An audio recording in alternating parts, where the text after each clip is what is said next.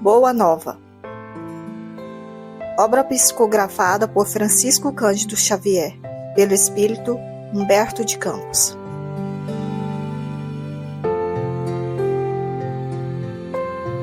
Capítulo 14. A lição a Nicodemos. Em face dos novos ensinamentos de Jesus, todos os fariseus do templo se tomavam de inexcedíveis cuidados pelo seu extremado apego aos textos antigos. O mestre, porém, nunca perdeu o ensejo de esclarecer as situações mais difíceis com a luz da verdade que a sua palavra divina trazia ao pensamento do mundo. Grande número de doutores não conseguia ocultar o seu descontentamento, porque, não obstante suas atividades derrotistas, continuavam as ações generosas de Jesus, beneficiando os aflitos e os sofredores. Discutiam-se os novos princípios no grande templo de Jerusalém, nas suas praças públicas e nas sinagogas. Os mais humildes e pobres viam no Messias o emissário de Deus, cujas mãos repartiam em abundância os bens da paz e da consolação. As personalidades importantes temiam-no. É que o profeta não se deixava seduzir pelas grandes promessas que lhe faziam com referência ao seu futuro material. Jamais temperava sua palavra de verdade com as conveniências do comodismo da época. Apesar de magnânimo para com todas as faltas alheias, combatia o mal com tão intenso ardor que para logo se fazia objeto de hostilidade para todas as intenções inconfessáveis. Mormente em Jerusalém, com seu cosmopolitismo, era um expressivo retrato do mundo. As ideias do Senhor acendiam as mais apaixonadas discussões. Eram populares que se entregavam à apologia franca da doutrina de Jesus, servos que o sentiam com todo o calor do coração reconhecido, sacerdotes que o combatiam abertamente, convencionalistas que não o toleravam, indivíduos abastados que insurgiam contra os seus ensinos. Todavia, sem embargo das dissensões naturais que precedem o estabelecimento definitivo das ideias novas, alguns espíritos acompanhavam o Messias, tomados de vivo interesse pelos seus elevados princípios. Entre esses, figurava Nicodemos, fariseu notável pelo coração bem formado e pelos dotes da inteligência.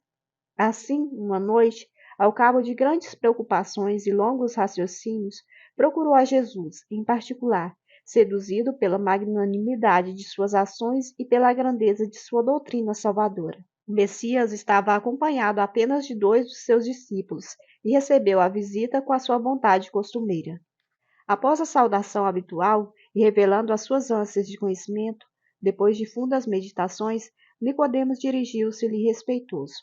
Mestre, bem sabemos que vindes de Deus, pois somente com a luz da assistência divina poderíeis realizar o que tendes efetuado, mostrando o sinal do céu em vossas mãos. Tenho empregado a minha existência em interpretar a lei, mas desejava receber a vossa palavra sobre os recursos de que deverei lançar mão para conhecer o reino de Deus.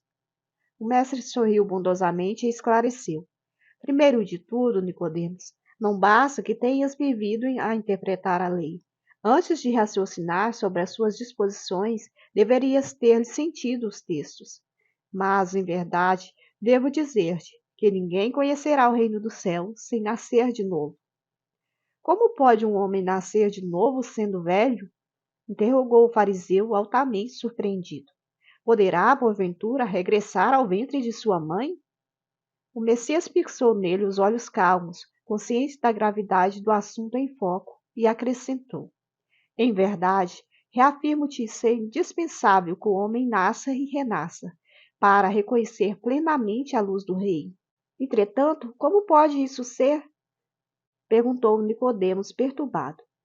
És mestre em Israel e ignoras essas coisas? Inquiriu Jesus, como que surpreendido.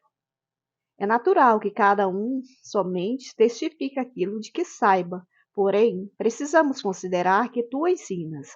Apesar disso, não aceitas os nossos testemunhos. Se falando eu de coisas terrenas sentes dificuldade em compreendê-las com os teus raciocínios sobre a lei, como poderás aceitar as minhas afirmativas quando eu disser das coisas celestiais? Seria loucura destinar os alimentos apropriados a um velho para o organismo frágil de uma criança. Extremamente confundido, retirou-se o fariseu, ficando André e Tiago empenhados em obter do Messias o necessário esclarecimento acerca daquela lição nova. Jerusalém quase dormia sob o véu espesso da noite alta. Silêncio profundo se fizera sobre a cidade. Jesus, no entanto, e aqueles 2 discípulos continuavam presos à conversação particular que havia entabulado.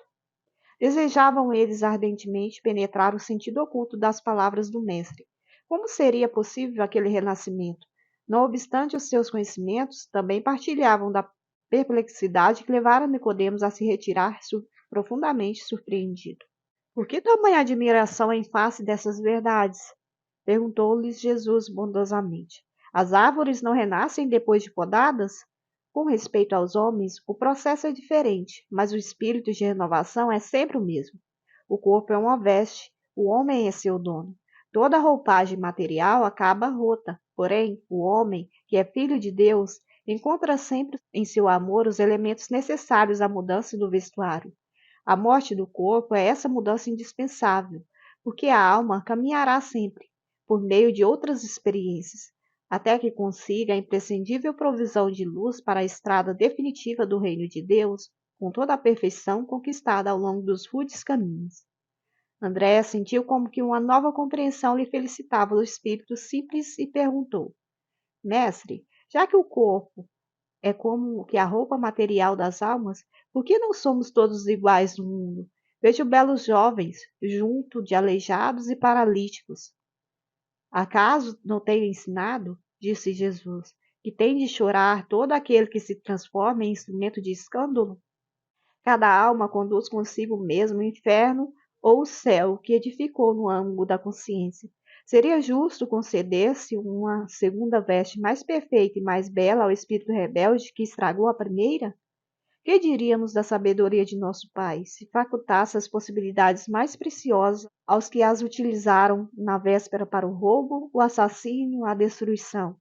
Os que abusaram da túnica da riqueza vestirão depois a dos fâmulos e escravos mais humildes, como as mãos que feriram pode vir a ser cortadas. Senhor, compreendo agora o mecanismo do resgate, murmurou Tiago, externando a alegria do seu entendimento. Mas observo que, deste modo, o mundo precisará sempre do clima do escândalo e do sofrimento, desde que o devedor, para saldar o seu débito, não poderá fazê-lo sem que o outro lhe tome o lugar com a mesma dívida. O mestre apreendeu a amplitude da objeção e esclareceu aos discípulos, perguntando: Dentro da lei de Moisés, como se verifica o processo da redenção? Tiago meditou um instante e respondeu: Também na lei está escrito que o homem pagará olho por olho, dente por dente. Também tu, Tiago, estás procedendo como Nicodemos, replicou Jesus com um generoso sorriso. Como todos os homens, aliás, têm raciocinado, mas não têm sentido. Ainda não ponderaste, talvez, que o primeiro mandamento da lei é uma determinação de amor. Acima do não adulterarás, de não cobiçarás, está o amar a Deus sobre todas as coisas, de todo o coração e de todo o entendimento. Como poderá alguém amar o Pai, aborrecendo-lhe a obra? Contudo, não estranha a exiguidade de visão espiritual com que examinaste o texto dos profetas. Todas as criaturas han feito o mesmo, investigando as revelações do céu com o egoísmo que lhes é próprio. Organizaram a justiça como edifício mais alto do idealismo humano. E, entretanto, colocam o amor acima da justiça do mundo e têm ensinado que só ele cobra a multidão dos pecados. Se nos prendemos à lei de Talião, somos obrigados a reconhecer que, onde existe um assassino, haverá, mais tarde, um homem que necessita ser assassinado.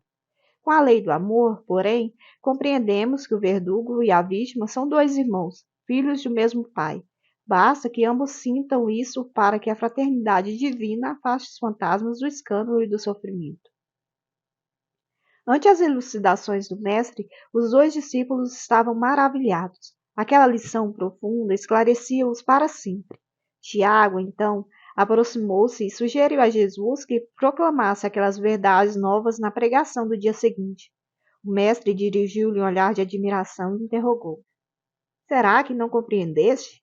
Pois se um doutor da lei saiu daqui sem que eu lhe pudesse explicar toda a verdade, Como queres que proceda de modo contrário para com a compreensão simplista do espírito popular? Alguém constrói uma casa iniciando pelo teto do trabalho? Além disso, mandarei mais tarde o Consolador, a fim de esclarecer e dilatar os meus ensinos. Eminentemente impressionados, André e Tiago calaram as derradeiras interrogações.